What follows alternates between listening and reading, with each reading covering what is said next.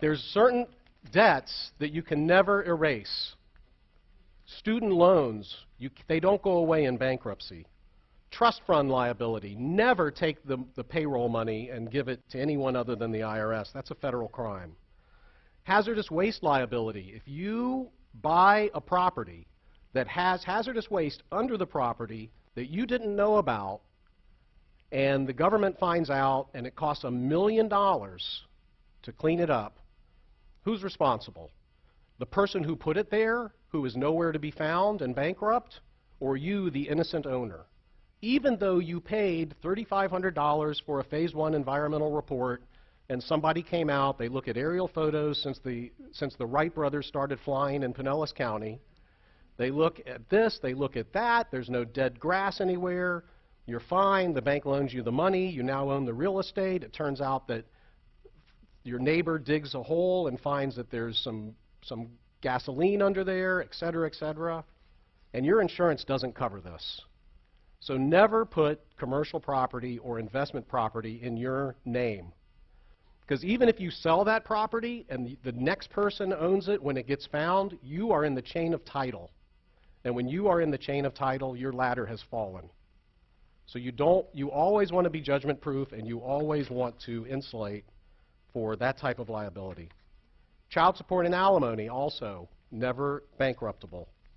Don't even think about getting married if you're not married. That's the best personal advice I can give you, right? If you have your family limited partnership, which is owned 95% by you and 5% by your daughter, then it can own investments like a Nevada LLC that loans money to people.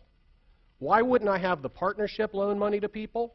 Because if the lender accidentally breaks the Dodd-Frank law, which is really thick and easy to do, then they sue for punitive damages against the partnership, and you lose all your assets. So I would have the partnership own an LLC and have the LLC make the loans. And some clients have 3 LLCs, and they have 6 loans, 2 in each LLC, because of the Dodd-Frank law. So then another LLC owns a hedge fund investment. Why wouldn't I have the partnership own a hedge fund investment? Here's why.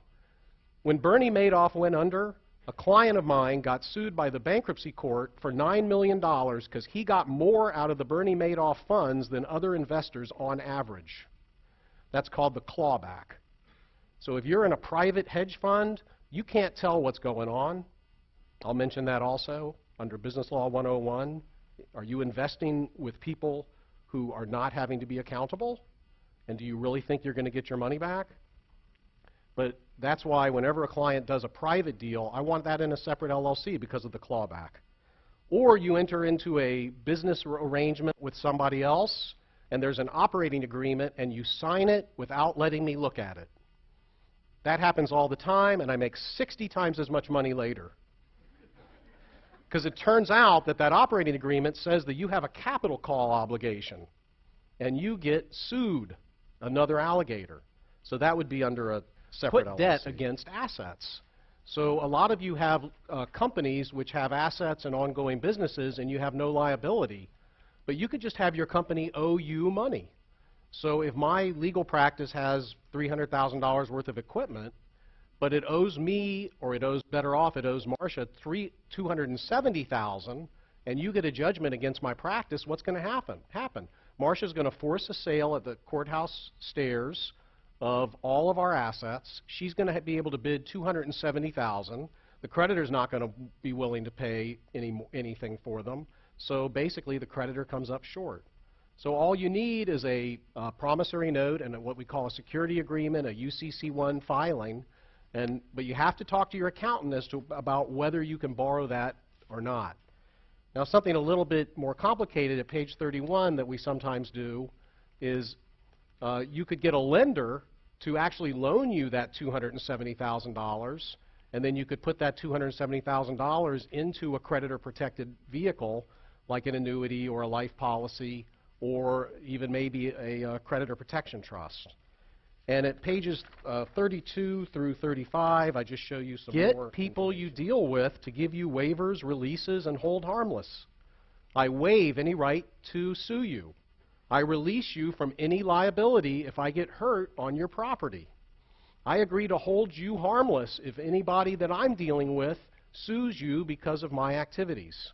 So we can't all put these in our customer agreements, not for some professionals, but most businesses you can put this in the agreement.